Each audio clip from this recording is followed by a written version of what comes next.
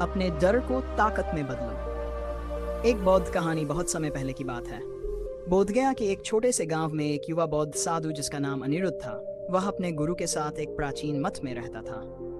अनिरुद्ध की उम्र मात्र 15 वर्ष थी, लेकिन वह अपनी गहरी बुद्धिमत्ता और धर्म के प्रति असीम श्रद्धा के कारण मठ में सभी का प्रिय था। हालांकि अनिरुद्ध के भीतर एक गहरा डर छिपा हुआ था। उसे अंधेरे से भय था।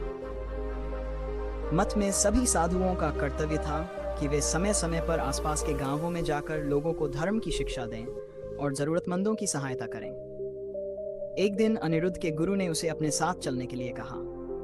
यह अनिरुद्ध के लिए बहुत बड़ी बात थी, क्योंकि गुरु ने पहली बार उसे किसी मिशन के लिए चुना था। अनिरुद्ध की खुशी का ठिकाना न रहा, लेकिन जैसे ही उसने सुना कि उन्हें रात में लौटना पड़ेगा, उसका चेहरा फीका पड़ गया।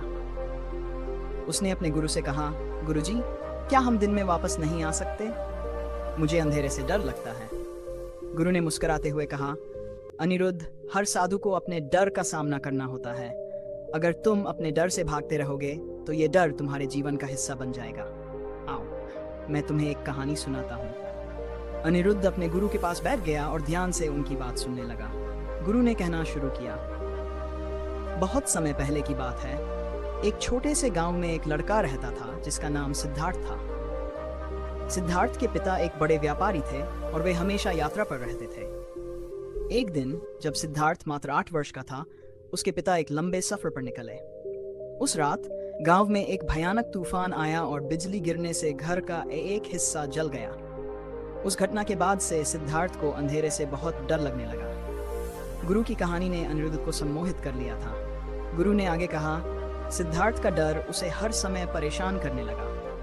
वह रात को सो नहीं पाता था और उसे हर वक्त अंधेरे में भूत प्रेतों का डर सताता रहता था। एक दिन गांव में एक बौद्ध साधु आया। उस साधु ने देखा कि सिद्धार्थ हमेशा डरा डरा रहता है। साधु ने सिद्धार्थ से पूछा, तुम्हें किस बात का डर है बच्चा? सिद्धार्थ ने रोते हुए कहा, मुझे अंधेरे से डर लगता है। मुझे लगता है कि अंधेरे में भूत प्रेत होते हैं जो मुझे नुकसान पहुंचाना चाहते हैं। साधु ने मुस्कुराते हुए कहा, डर हमारे मन की उपज है। अगर तुम अपने डर का सामना करोगे तो ये तुम्हारी ताकत बन सकता है। आओ, मैं तुम्हें एक मंत्र देता हूँ। जब भी तुम्हें डर लगे तो इस मंत्र का जाप करना। सिद्धार्थ ने साधु के दिए मंत्र का जाप करना शुरू किया। धीरे धीरे उसने महसूस किया कि जब वह मंत्र का जाप करता है तो उसका डर कम हो जाता है।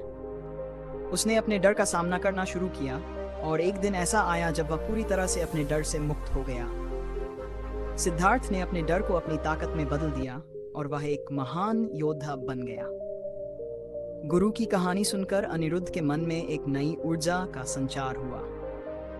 उसने निश्चय किया कि वह भी अपने डर का सामना करेगा और उसे अपनी ताकत बनाएगा। उस रात जब अनिरुद्ध और उसके गुरु वापस लौट रहे थे, अंधेरा गहरा था। अनिरुद्ध ने अपने गुरु से कहा, गुरुजी, क्या मैं आपके दिए मंत्र का जाप कर सकता हूँ? गुरु ने हंसते हुए कहा, बिल्कुल बेटा। अनिरुद्ध ने मंत्र का जाप शुरू किया और धीरे धीरे उसका डर कम होने लगा। वह महसूस करने लगा कि अंधेरा वास्तव में कुछ भी नहीं है।